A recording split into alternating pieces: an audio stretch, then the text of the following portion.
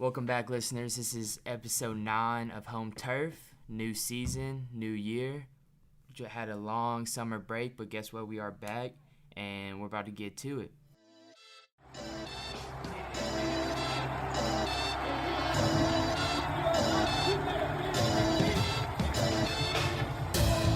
All right, hey, joining me today is sports editors Jordan Epp and Zoe May. Zoe May. And we're back. Yeah, we're learning. This is your Battalion Sports Desk podcast ran by the Battalion Sports Desk. And I'm your host, Grant Gaspard here. I'm now the assistant sports editor along with Zoe, and then our head honcho, Jordan, right here is in attendance. And got an exciting episode for y'all today. Going to discuss this upcoming season of Aggie football. Big long season ahead of us. We're excited. Everyone's ready for college football. Everyone's ready. I'm ready for NFL football. I'm just ready for football in general. I'm sure we all can agree. And we're gonna, do a little prediction at the end. Look forward to seeing what we have in Aggie sports coming up this week. And let's get to it. I want to take a minute to introduce y'all. Let the listeners know who y'all are. Hey, I'm very excited to be the head sports editor for Texas A&amp this year. There's going to be a lot of really cool things that we're going to do here at the Battalion. I know that I personally have a addition to the podcast that I'm hoping to do weekly ahead of the football games, where I'll be bringing on a guest from each of the opposing universities' student papers and talking to them about the upcoming matchups. So I'm really excited for all the cool things we're going to do this year, especially on social media, podcasting, multimedia, stuff like that. And I'm just so happy to be back here and to get ready for a football season. Zoe, so aren't you starting a little something with the Instagram as well? Don't we have some in Bat Sports coming up that you have control over? We do. So this semester and going into next semester, we're going to start doing more on having our own sports Instagram. So for all you sports fanatics out there, if you're wanting a little more specific stuff from the bat on all your favorite teams and updates and players, you can feel free to head over to our Instagram at @BAT. Yeah, if you're listening to this, go follow us on Instagram. It's actually up and open now, man. I'm ready to get this podcast going, man. How's y'all's weekend so far? Man, I've been busy. Yeah. I'm always busy. I always put so much on my plate in terms of, I just really enjoy creating content. So I always manage to keep myself busy. But, college football started. I spent all day yesterday watching that. So excited for week 1 next week. And, yeah. That was a great way to start off a college football season. That Northwestern and Nebraska game, Nebraska was supposed to blow them out. They had it at 11-point spread? 12 points. 12 points? Mm-hmm. Yeah. What I saw was 11.5, but 12. But anyways, it was supposed to be a blowout, Northwestern went in. Well, that was a great game, and then Scott Frost just, Classic Nebraska moment. Classic moment, but it was an overall great game. Cool that they played. So cool they played in Ireland. Thought it was gonna rain, but did it rain that game? I don't believe so. Yeah, usually rains a lot there. Anyways, that was a great way to start off college football. There's some other games I didn't really watch it though, but with school coming back, it's been real busy. Today, got a great McDonald's burger before pulling up. By the way, it's a real delicious Big Mac.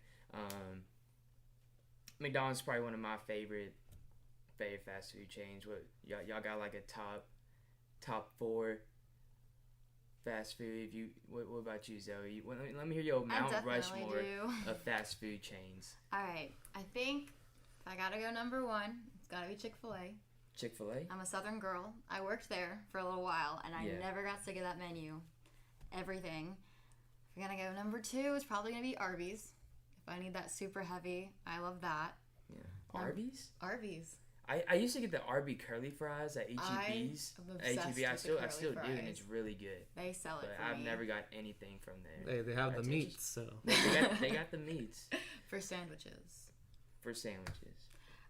Number 3 is probably going to be Five Guys. I used to eat it a lot because I used to live in Carolina, and that was a go-to for everybody there. Yeah.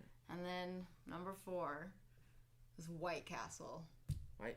Do they have those down here? They don't. You can only buy them in grocery stores, but they are up north, and they are my favorite thing ever. Because I saw it on town, like in Practical Jokers. Y'all watch that? I see it all the time on there. I love White Castle. I was like, I always wonder what they tasted like. And they're dangerous because their sandwiches are so small that you can eat like 6 at a time. No, I couldn't go to White Castle, man.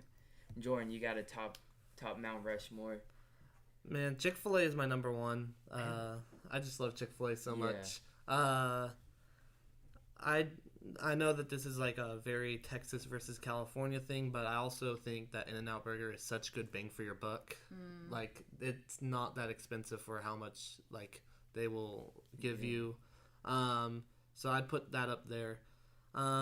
McDonald's is just, I mean, it's classic. It's such a hit or miss sometimes, but when it hits, it hits.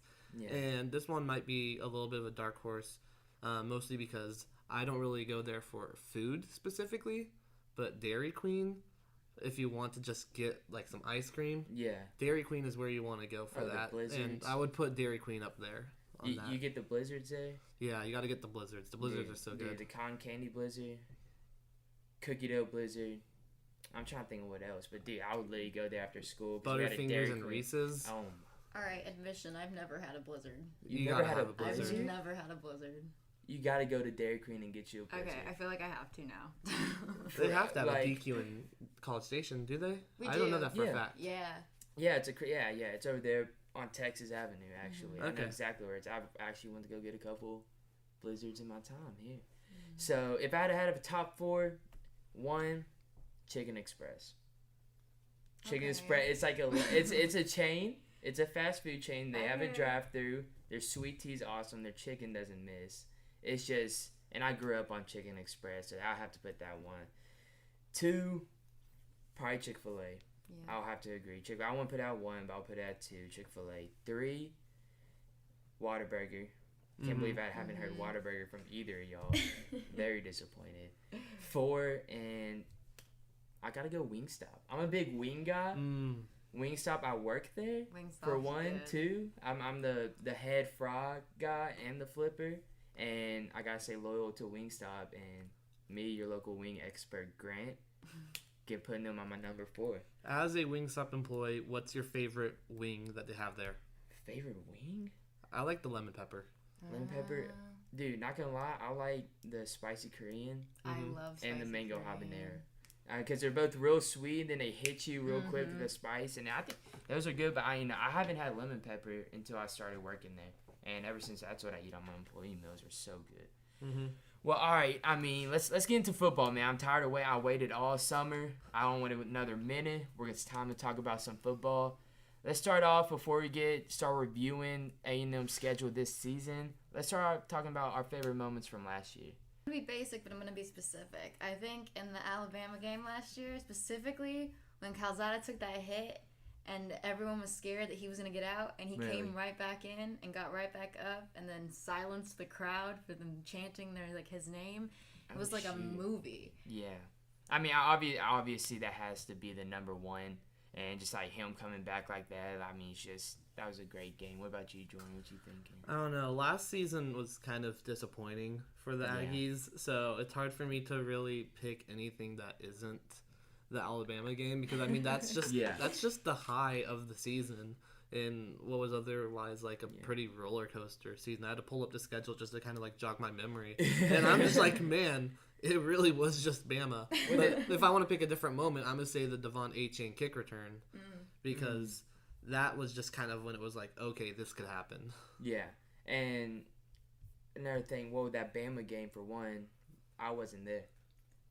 I had to miss the game. My cousin got married, and she wanted to do the Saturday that A&M played Bama. And, family comes first, so I had to go that, but I had it on my phone able to watch. I just hate I had to miss the environment and just how crazy everything was. I have an admission. I also missed it. I was not here for the game. I had to go back home. I can't remember why, but I had to go back up to DFW, and I had the game on at my house, and then I also had to leave, but I put it up on the radio and listened to the second half of it that way, and then got back home to watch the end of it. Yeah. But I was not in College Station for that moment. Yeah. Well, I'll tell you, as someone who was there, I grew up going to A&M games, and it's something I've never experienced before. It was absolutely insane. I was there with my parents too, so it was a whole nother vibe. Nah, dude, it's sounded fun, looked fun. I got all the pictures from my friends. Big game, and let's review the schedule and hear each other's thoughts on, like, could A&M beat Bama again on their turf? How many wins we get this season? Each one of the editors here at the Battalion is going to predict each game of what they think is going to happen, and then at the end we'll review the overall record of who we think or how we think A&M ends it. So starting off week 1 this Saturday, we play Sam Houston State at Kyle Field. Southland Conference team, Division I, not a horrible team. They actually, last season, finished perfect 5-0 conference record. Only lost one game. To who exactly? They actually lost in the FCS playoff to Montana State. But anyways, this is a good...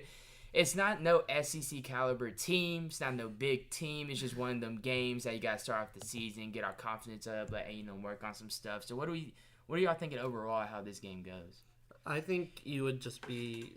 not to discredit Sam Houston, because obviously, they have proven that they're a good football team, but at their level. So I think it'd just be kind of you reaching on something if you said that you didn't think A&M was going to win it. Yeah. But I do think Sam Houston will at least kind of show that they're not just like some kind of pushover.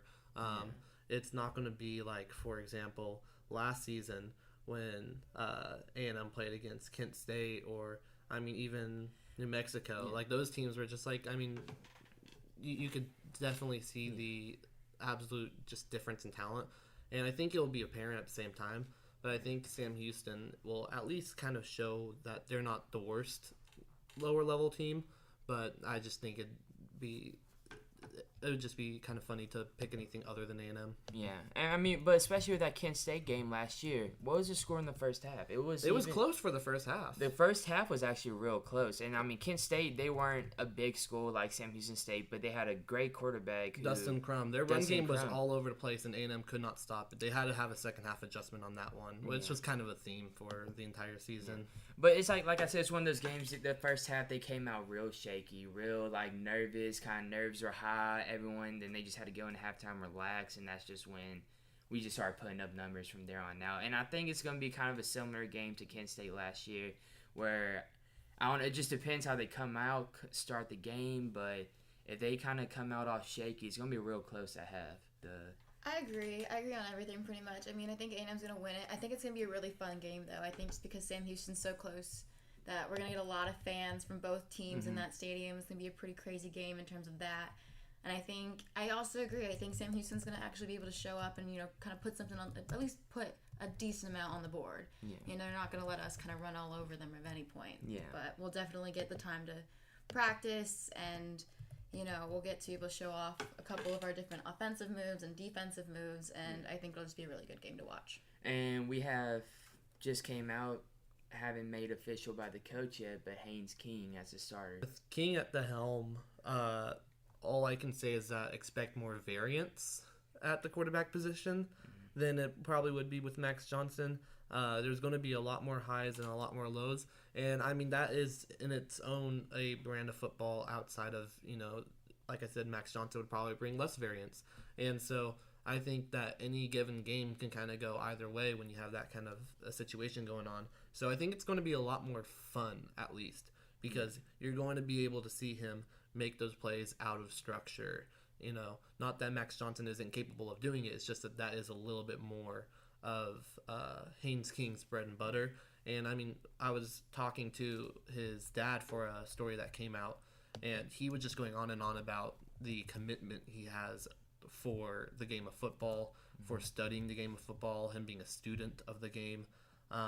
So I definitely think that he will provide plenty for A&M, but I think it will have its moment, and then it will have its other moments. And back to the story you wrote, Battalion did a great job of covering the quarterback competition here, especially with Jordan at the lead. Jordan wrote a story covering the quarterback competition that's coming out in our fall magazine. When it comes out, please read it. Please see your thoughts on it. But obviously, I'm going to agree with you. Think that Haynes King was the right choice to make. I feel like watching them, especially in that season, the spring game, they looked real similar in the way that they both could run. Both kind of very mobile, fast quarterbacks, but being able to sling and throw the ball as well. I didn't know. I didn't have a clue. I did say Haynes. Y'all said Max Johnson. So y'all both owe me lunch.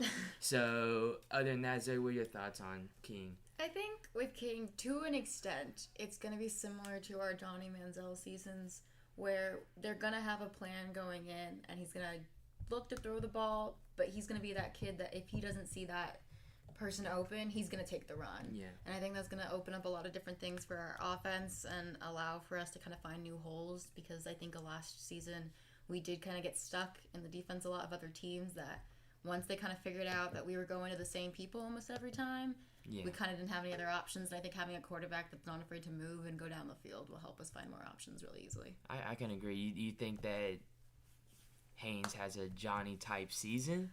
I don't know.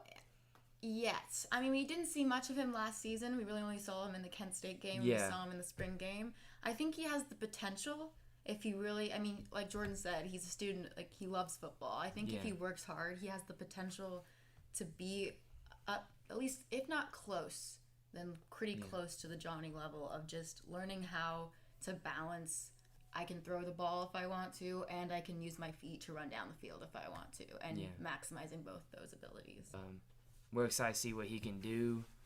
Pray that he stays healthy during the season. Let's go on to this next game at App State at home. It's not at App State. It's at Cal Field, but we play at App State, which is a Sun Belt team. Another solid team, similar to their Sun Belt conference. Finished last season in their conference. They had a 7-1 regular last season in their conference. I don't know exactly where they finished, 10-4 overall. These aren't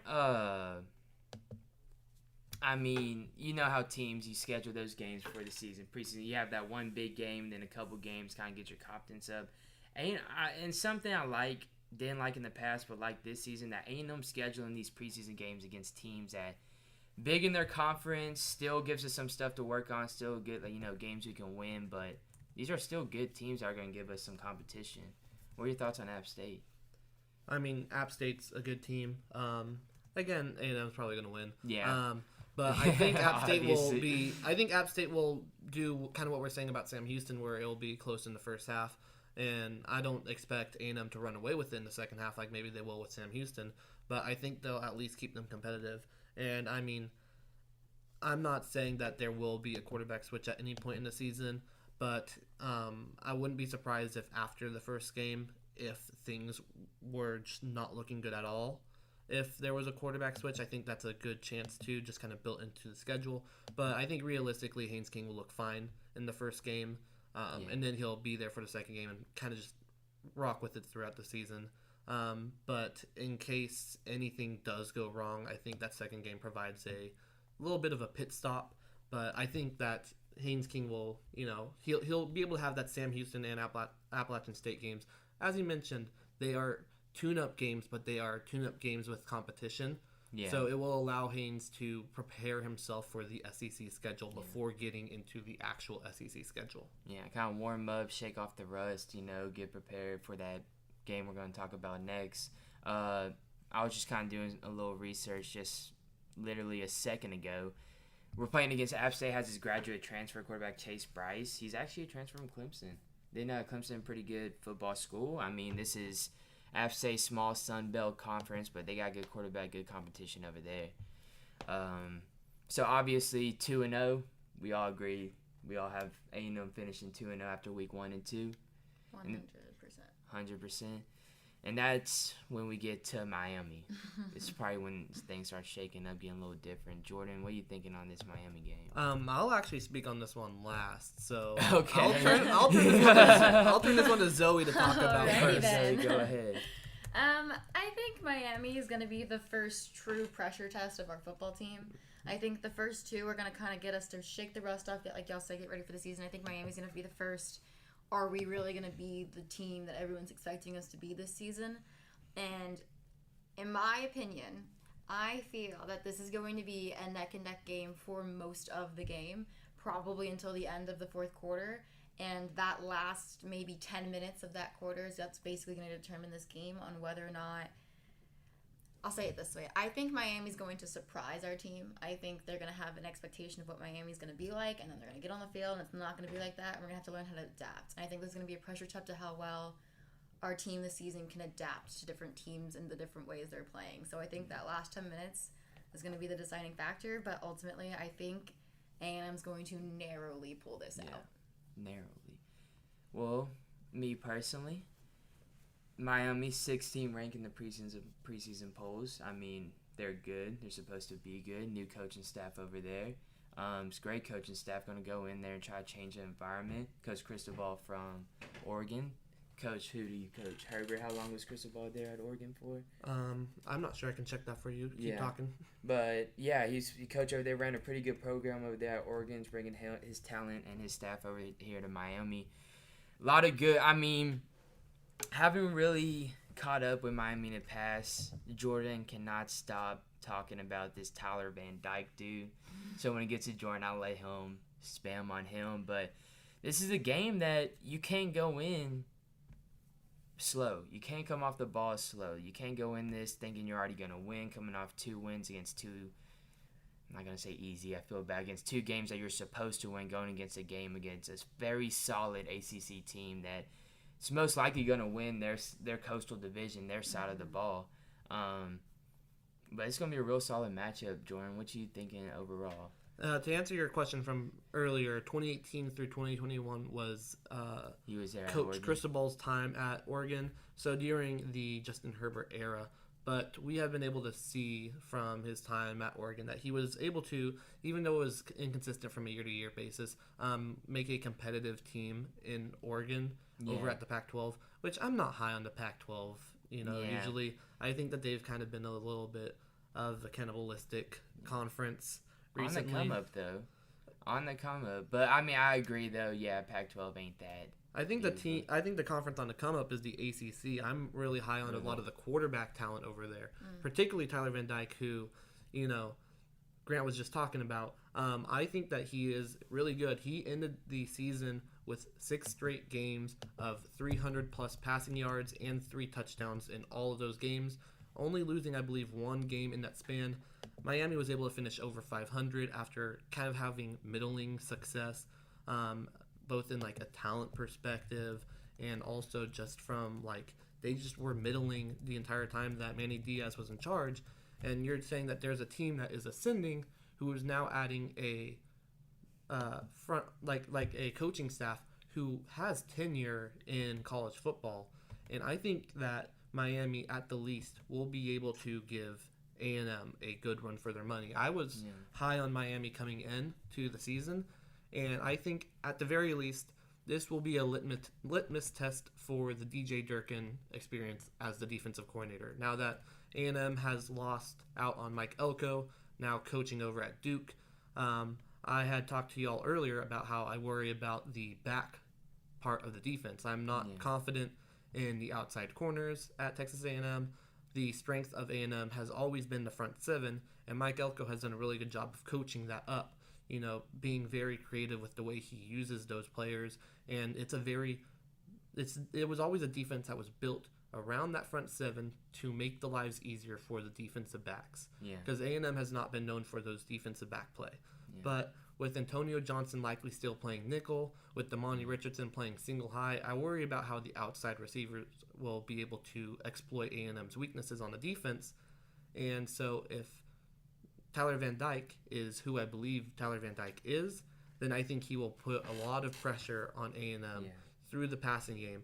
And at the very least, it will be a litmus test for how the defense will be able to hold up throughout the season, because that will be the first time that I think A&M's defense will really be pushed to their limit, which they're going to be pushed to their limit a lot in this SEC schedule. So I personally, you guys know this, have Miami beating A&M in this game. I think this might be a little bit of a wake-up game for A&M. Maybe they'll have to reevaluate, shift things around, but they're going to need to really, if they're going to play Arkansas the next week, which we're going to talk about, they're going to have to really figure something out at Miami. And if they can win it, that's a good sign for Arkansas. If they don't win it, I think it's a bad sign for Arkansas. Yeah.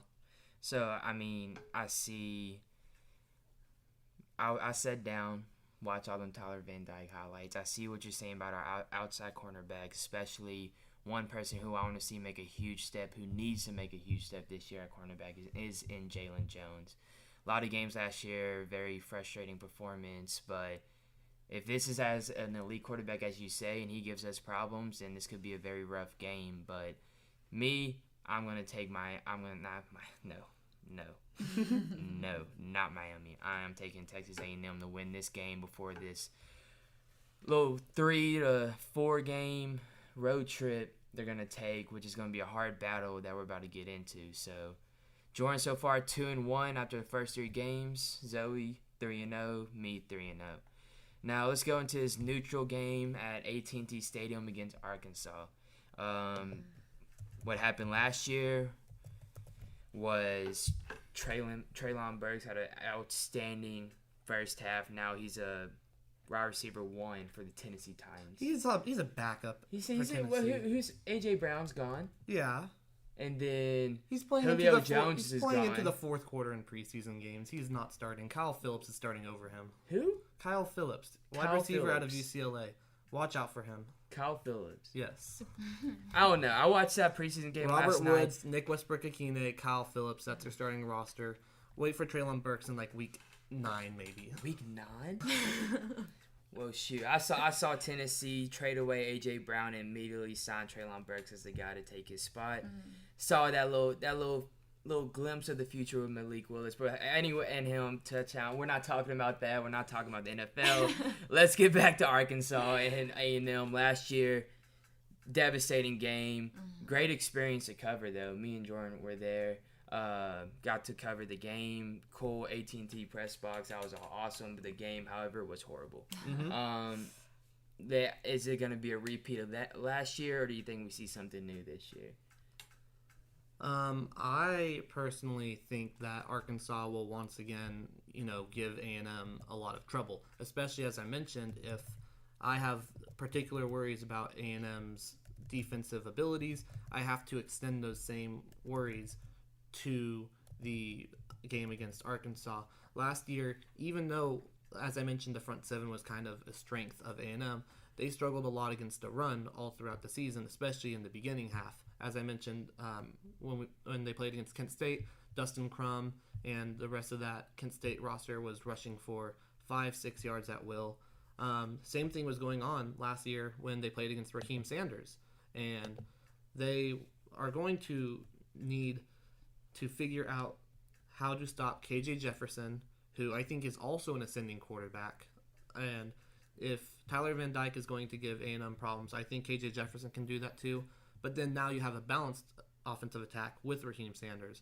I think you were there last year. You know that as much as it's a neutral site game, it really is neutral because there are fans from both sides. The Woo Pig Sueys are loud there. It is definitely neutral. Arkansas brought a crowd. I'll tell you that. It is a neutral game, and I think Arkansas is an ascending team. I think Arkansas takes this one too. Yeah. And you know what? I hate to agree, but I'm going to agree. Arkansas has been, from a few years ago, being one of the last teams in the SEC, and they've been on a huge uprise lately. On my schedule, their first loss of the season. If they come out, and I have a couple games in this schedule where I have A&M losing games where they shouldn't. This isn't the game that they shouldn't lose, but they do. And I think they have KJ Jefferson back at quarterback. I really like that guy. He tore up the same exact secondary that he's going to see at this week last year. And I think it's going to be the blowout, obviously. But you can go on, Zoe. I feel like the Arkansas A&M game is always a close, tight, hard-fought game on both sides. And it could be just because of the neutral field, and it could just be because of the two teams. But I also agree Arkansas has always been very consistent. And I think that's coming in to help them now as these other teams are finding their groove or, kind of losing their step. I think Arkansas always holds that consistency. I think for me what's also going to be a big determination is how if Haynes is still starting at this point, how we're going to work with him, just because I feel like with Arkansas, if you're wanting to break through that defense, you're going to have to use pass. And Haynes, as we know, is a very fluid quarterback, which means they're going to have to rely heavily on his pass game. And so by this point, if his pass game is good, then I think we got a shot. But if it's struggling and people are trying to figure it out, then I think we're going to have to work on it, because Arkansas's O-line is not letting anyone run through it. Yeah. I don't think. So no, last season, that defensive line absolutely tore them up. Gave Zach Calzada no time, forcing them to leave out of the pocket, and that's just when things got bad. Yeah, so I think I also have this as their first loss. I think it's going to be a narrow loss. I think it's either going to be a narrow loss or a blowout. I'm thinking it's going to be a narrow loss, just because I feel I think the Miami game in general is just going to kind of set up as like a baby version of this game. Yeah.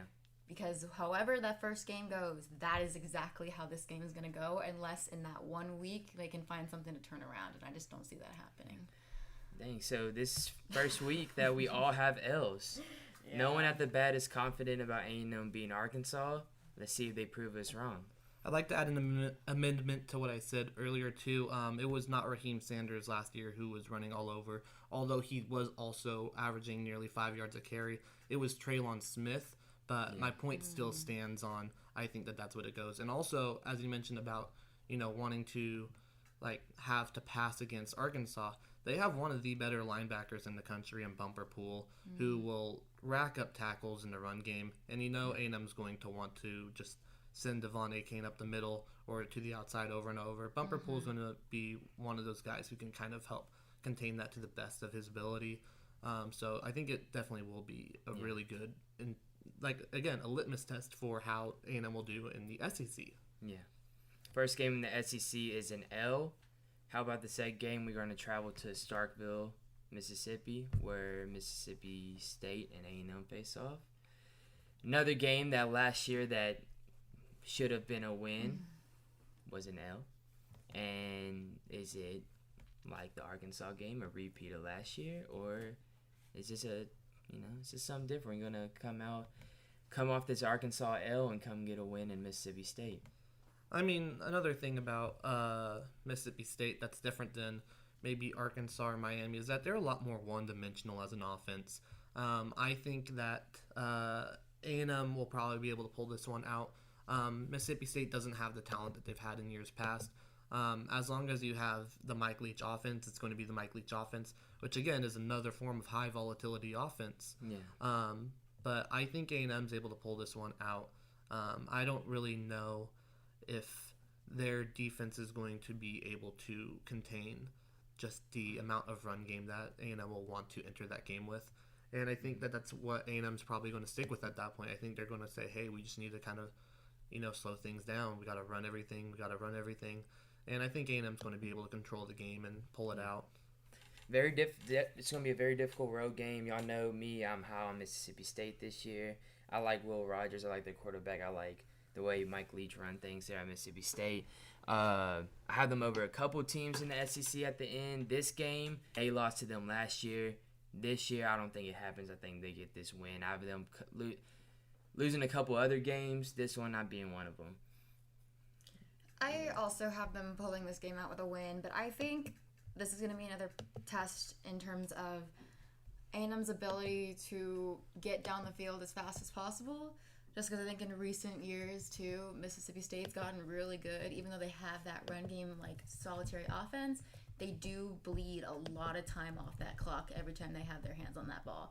So I think this is going to be a test of how quickly A&M can just complete plays and get down that field in enough time to rack up the points they need to win with the limited time they're probably going to have playing Mississippi State. And then we go on to the big one that everyone's been talking about, A&M, Alabama, or if you're just a college football fan, everyone's looking forward to this game. It's going to be in Tuscaloosa, Alabama, and I have a couple ideas what I think is going to happen, but I want to hear what y'all going to think is going to happen. I don't think we are meeting Bama again. I think last year was amazing, and I think a lot of key things happened exactly the way they needed to in that game for that to happen. I think everyone was playing at their maximum ability, and I think also having it, it's the 6th game of the season, and I don't know what number it was last year when we played Bama off the top of my head, but it was 6. It was 6 as well. Okay. So I think also because we have a bunch of, there's so many things that have to come together to make it perfect. And I think also it being away in Tuscaloosa, it's going to have to be exactly the way it needs to be. And that's not how it's going to go. Bama has a really, really solid team this year. Not that they didn't last year, but it's everything for Bama is lined up exactly the way they need it to be. They have all their people in the right positions doing exactly what they need to do. Versus we have a couple spots that do need a little work. And if we haven't figured it out by then, it's not going to pull together against this team. I don't think A&M's going to beat Alabama. Again, Alabama is a team that you have to play perfect against. And I think that there is a lot of room for error on this A&M roster. Especially this game was at Kyle Field.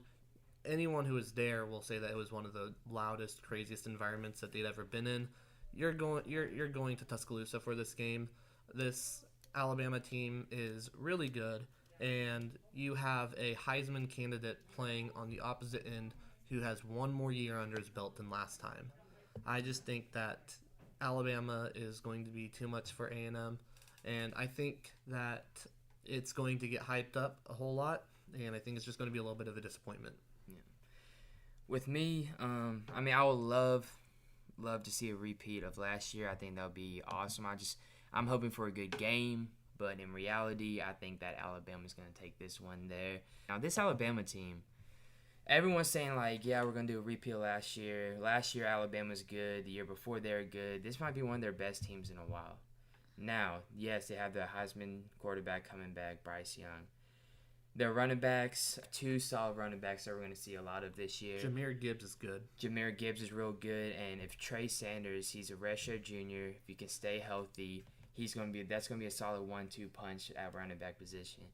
Now, at the receiver position, we know Alabama every year don't really start freshman receivers that often. It's kind of like a wait your turn kind of thing over there at Alabama, and that there's just one receiver that I want to predict that's going to be that next Amari Cooper, that next Jameson Williams, that next wide receiver to step up for Alabama. His name's Trayshawn Holden. He's good.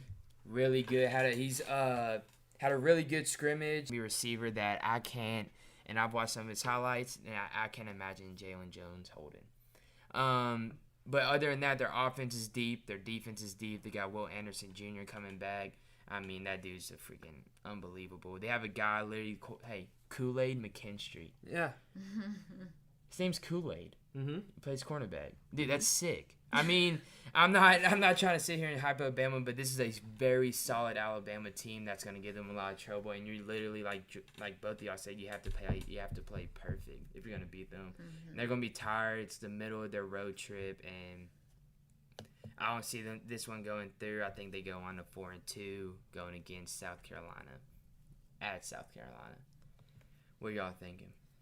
Yeah, I mean, at this point, I think I have them at the worst record because I was the dissenter on the Miami game. So I believe I currently have them sitting at 3-3 at this point of the season. Yeah. However, I do think that they will be able to bounce back a little bit against South Carolina. South Carolina, I think, is definitely going to be an upgrade from where they were last year. Yeah. I know that people aren't very high on Spencer Rattler at this moment. I think that a change of scenery will just kind of help him out a lot. I know that he was in a really good system at Oklahoma, but I'm actually a very big fan of what Shane Beamer's done over in South Carolina. And I think one thing that people are just kind of not really thinking about is that they've gotten some really good transfers, too, into that program after that, too. For example, Austin Stogner, the tight end, who also played at Oklahoma, he's moving over. And they also have another really good tight end, and Jaheim Bell, that is on that roster. I think they have some very good weapons. I didn't mention Josh Vann yet either. I do worry a little bit more about their defense than I do about their offense. But I think that they'll be better than I think people kind of assume they will, because I think people are kind of writing off Rattler at this point. But I think A&M is just going to be the better team once they go there. And I think after a little bit of soul searching and what I have as a 3 losses in 4 weeks span, I think that they'll kind of pull things together. Yeah. And that's another thing, too. I agree with you. This first kind of half of the schedule, I mean, especially playing against Arkansas, Bama, Miami, those are real difficult games. So after the Bama game, it's kind of looking like a smooth ride for the rest of the – we'll get further into that, but it should be a smooth ride. And this one at South Carolina, I think they win to finish off the road trip before they come back against Ole Miss. I agree with you. I really like Coach Shane Beamer. I watched a lot of his press conferences like last year. I like what he's doing. I like what he's bringing to South Carolina. South Carolina's never – I mean, they're kind of like a mediocre school. I see them kind of coming up on a come-up. Rowler got a lot of heat last year. I think this is kind of like his second chance opportunity to do something big. I think they're going to have a pretty interesting season that I would keep up with. So that's a win in my book. I think we're going to get a win here and then go on to Ole Miss. I think we're also going to pull a win at South Carolina. I think in the view of like A&M, I think following that Bama game, they're going to want to like prove to themselves that they still, can play together, because I think Bama's just going to really rock them and kind of shake them up a bit. And I think South Carolina's going to be a good time for them to kind of put things back together and test new things, because obviously at this point they're going to know a couple things aren't working. Mm-hmm. So I think it's going to be a good game to especially test them against a team that's not just going to let them have it. So I think it's going to be a good game, but I think A&M's going to win again. Go on. We got Ole Miss. It's Texas A&M football's first home game back from the road trip.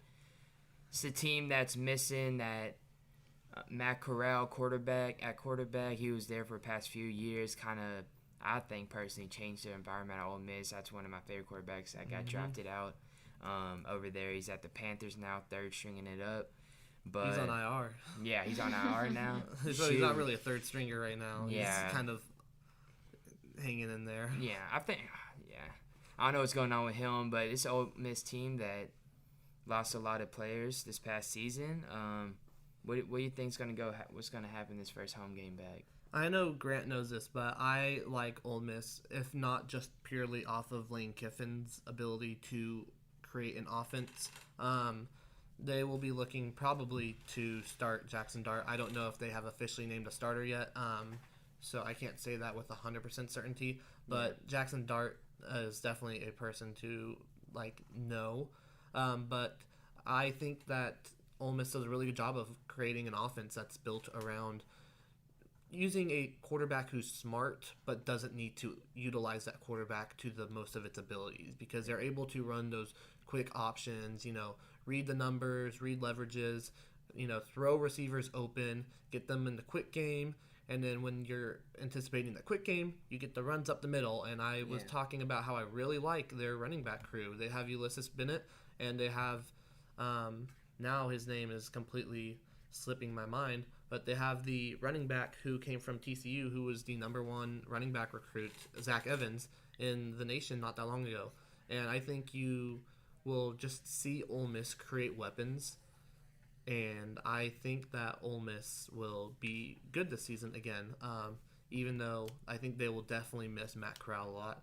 But I'll also take Ole Miss winning this game, because I think that that's going to be what, again, will be pushing A&M's offense, because I think A&M's front seven is the strong part of it, and I think that can actually help them out if they utilize it right against Ole Miss, because they're going to want to run a lot of that action up the middle of the field. They don't really play a lot to the outside, but if you aren't, very, strong in your assignments, and you don't find yourself kind of lacking behind on anything, then I think you can definitely get yourself exposed, which I think was a big issue when A&M played Ole Miss last year too, where they were kind of getting shredded up in all that quick game stuff. And so I think that even though Ole Miss lost a decent amount of talent, I think Ole Miss will kind of stress the weak parts of A&M's roster again.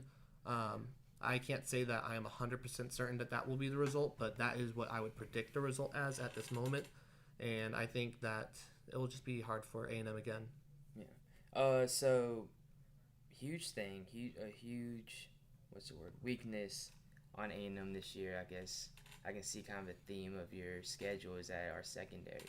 So basically, if the secondary starts up and plays really good this season, these could be wins in your book. But if it will change everything. It will change the whole schedule. But based off of the knowledge we have now from what you think, this could be another L. And like in the past, Ole Miss has been a team like kind of like an air raid team, and I kind of like what they did over there. That's when they had Matt Corral quarterback. I don't know what kind of quarterback they're gonna have there now. I don't know what kind of style offense I'll continue to run this season. But if they continue to pick out our weaknesses and keep attacking the ball in there, it could be an L. This is one of those games that kind of like Mississippi State last year. You can't come in playing bad. You got to be on your toes, play a good game. And this one I also have as a win. I do have them dropping a game. This one's not one of them. Mm-hmm. What you think? I think A&M's going to pull this one out too. I think what really killed us last year, in my opinion, was the quick game. I think we just didn't know how to handle it, and they were back to back to back right on top of us. And on top of that, every time they got the ball, they would essentially have it for maybe 5 minutes, give it back, we'd not get anywhere, and then they'd keep getting the ball back and just running it up and down the field. And I think if we haven't found a way to counter that as a defense, then we're struggling. But I think we're still going to be able to pull it out as long as we can just get a handle on that part. Other than that, I think we can hold our own. 8 games in so far. Me and Zoe agree. 6-2 season. Jordan has him at 4-4. 8 games in, very reasonable. Could happen. And that's going into Florida 4-4, playing them in Kyle Field. And this is a game I'm pretty excited about. I mean, if I had to put rankings of games, just Alabama, Miami, then I'll have to put Florida. That's just because I guess you can say I kind of have a crush on their quarterback. Not like that kind of crush. I think he's a very good quarterback, and he's one of my favorite in the SEC right now. Let me tell you how massive this guy is. 6'4", 232 pounds. He's from Gainesville, Florida. He's, I'm sure born and raised Florida fan. Now he's there at quarterback. He's the type of guy that can change games. You don't play, our Haynes King doesn't show up, he will. This is one of the first games I have them losing. Not losing, but one of the games that should be wins, coming off as L's. What are you thinking about Florida? I'm not too high on Florida this year. There's been a lot of change in the program. I think that Florida might need a year, and I think the season kind of entirely rides on what we get from Anthony Richardson as a quarterback. I know that they have some weapons at receiver, like Shorter and Zipper, but I don't really have much faith in that defense to be able to stop A&M. And I think that regardless of maybe what we see from Richardson, if it's a positive year for Richardson and he does ascend like a lot of people think he's going to do, I think A&M's main goal will be to keep the ball out of his hand as much as possible by just running the ball as much as possible. And I'm not sure that Florida's really going to be able to stop that heading into this year. I don't have a lot of confidence in their defensive abilities. And so I think A&M's going to play the slow game, and I think they're going to pull it out against Florida at home. I mean, if Richardson has a season that I think he potentially can have, this could be an L. But if he doesn't, I can see where A&M comes and wins. What do you think? I think this is going to be a back and forth run game all the way. Yeah. I think A&M's just going to keep running the ball up the field because that front seven on Florida is not going to be able to handle it. And we're just going to keep running and running and running. And then I think on the opposite side, I think Florida's going to mix in passes, but I think they're going to try and do a heavy run game, and then they're going to quickly find out that's not going to work. And then they're going to rely super heavily on Richardson, and I think that might kind of fall apart a little bit because as good as he is, I don't think the team around him is going to be able to handle all that pressure of just running a pass game once they find out that run game isn't going to work for them. Yeah. So win? Yeah, so a win. Big win. All right, so now after 2 home games at Kyle Field against Ole Miss in Florida, Texas A&M travels back to Alabama, except this time playing Auburn and seeing an old friend. Maybe seeing him. The old friend might be watching from the sideline. We don't know yet. It's kind of deep in the season. We don't know what happens. But what goes on in Auburn? I don't have a lot of faith in Auburn either as a team. TJ Finley is maybe their starter. Maybe it's Zach Calzada. We're not really sure who's going to be the starter in Auburn, much less who's going to be the starter at that point of the season. Tank Bigsby, I think, will be the focal point of their offense. But again, then you're kind of trusting your focal point of the offense to be in the strong part of A&M's defense. And so I'm worried about, how exactly you're going to expect Auburn's defensive backs to play. I think that they're going to be a little more solid up front than they are going to be in the back after having lost McCreary, having lost Smoke Monday. So I think that A&M is just going to be able to once again kind of return to their basics like they did against Florida, just run the ball over and over and over. And I don't know if Auburn's offense is going to be able to score enough in limited opportunity to be able to stay in time with A&M. I think they've had, in my opinion, I think this is a win for A&M. I don't have Auburn that high on my SEC West prediction of where they're kind of low down there. Just because all the attention they kind of got in the offseason, and it's not the good kind of attention. They have, like you say, I like their running back, Tank Bigsby. I think he's a beast. Smoke Monday's gone. Smoke Monday, if your name's Smoke Monday and you play safety, you're a beast. Mm-hmm. Period. When I heard his name, I was actually at the Auburn game last year, and I heard Smoke Monday a couple of times. I was like, Smoke Monday, dude. If your name's Smoke, if I'm going to have a kid and I want him to play safety, his name would definitely be Smoke. Mm-hmm. And don't A&M have a guy, Smoke, what's his name? Smoke Bowie or something? Yes. We have a Smoke of our own. That's pretty solid. But I think this is going to be an obvious win and in Bama and in Auburn. Well, it's in Alabama, but against Auburn, this is going to be another win. I'm taking it as a win, too. I think Auburn's too inconsistent as a team. In the past few seasons, they're just kind of all over the place. They'll throw games against Houston, but then they'll almost pull Bama, and I think they're just way too inconsistent overall. And I think they spent a lot of the offseason having to figure out who's playing what position, how they're fixing this position, and, with coaching staff and all that stuff, I think there was too many things that they needed to figure out that they couldn't focus on working on what's already there to improve it.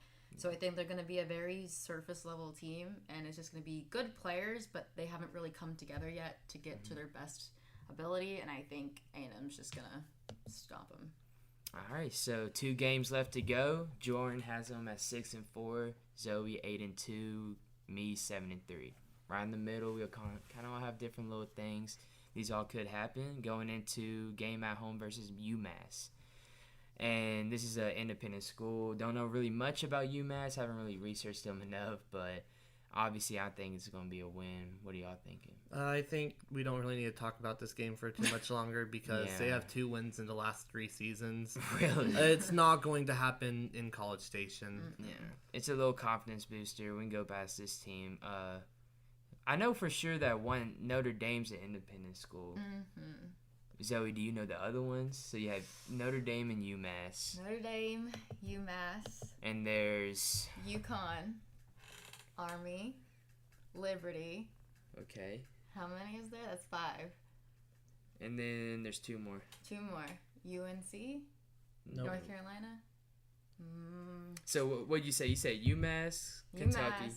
I didn't say Kentucky. Connecticut. Connecticut. Notre Dame. What else you say? Oh, gosh. She said Army. BYU and Army. Army. You said BYU? I didn't say BYU. Oh, oops. I leaked it. So BYU. I leaked it. And there's one more. You leaked it. There's one more and we can't tell you this. Oh, gosh. Did I say Liberty? Yeah. Okay, and then... Oh, God.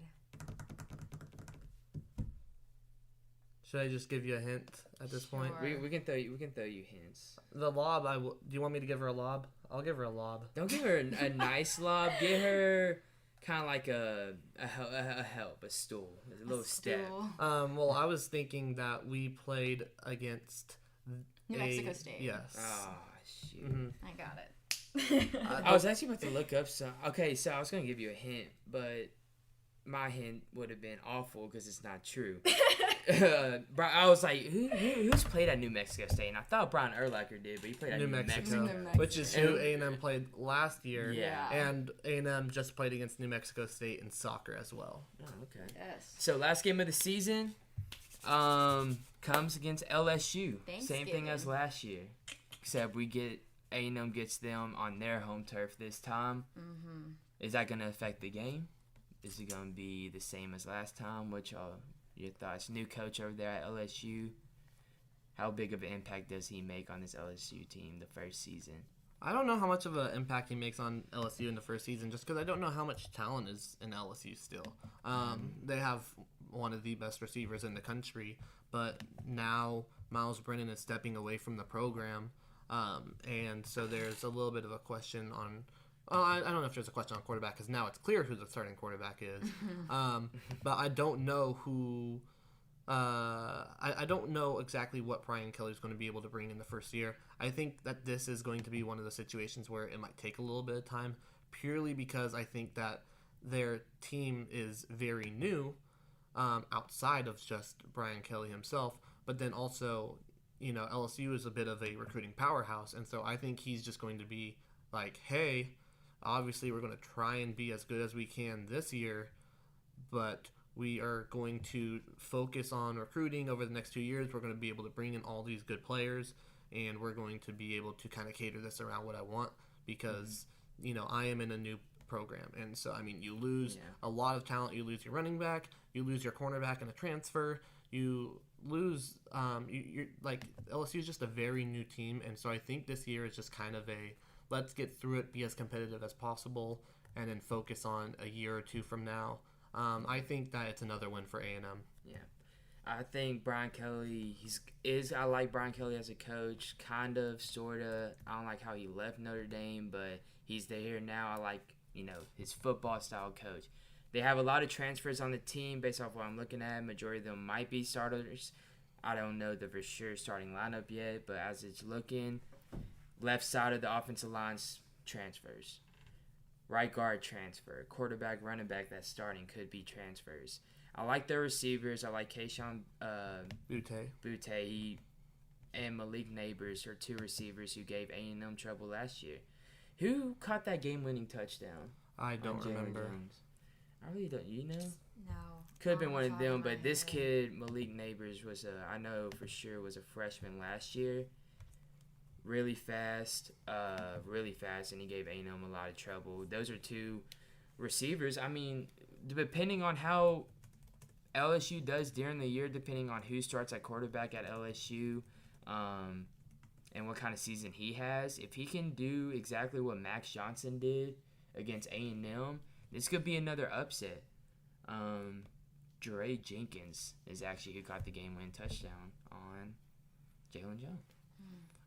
But this one, I'm going to have a win in the sake that I don't see A&M going 8-4 again twice, especially getting a whole new talent and having their starting quarterback back. What do you think? I think the LSU A&M game always throws me for a loop, just because it's like rivalry week, and every time we play, you always have this idea of how it's going to go, and then it never goes the way you expect it was going to go.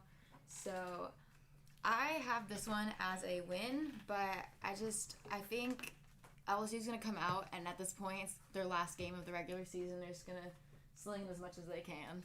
Yeah. And so at the end, we have Jordan. You think they go 8-4 again? Yep. Zoe with high hopes at 10-2, and with me kind of right in the middle at 9-3. If they I'll have no one thing for sure. If they have another 8-4 season, like I said, with all the new talent they just had, it's going to be a lot of problems come December time. Well, thank y'all for coming in and listening. That's all the time that we have today. We're going to take a quick sneak peek into what we have coming up this week in Aggie sports. We know one thing for sure, that A&M football plays this Saturday against Sam Houston. And what else is going on this week, Zoe? Let's see. We've got a couple different volleyball games, home and away, for the Aggies this week.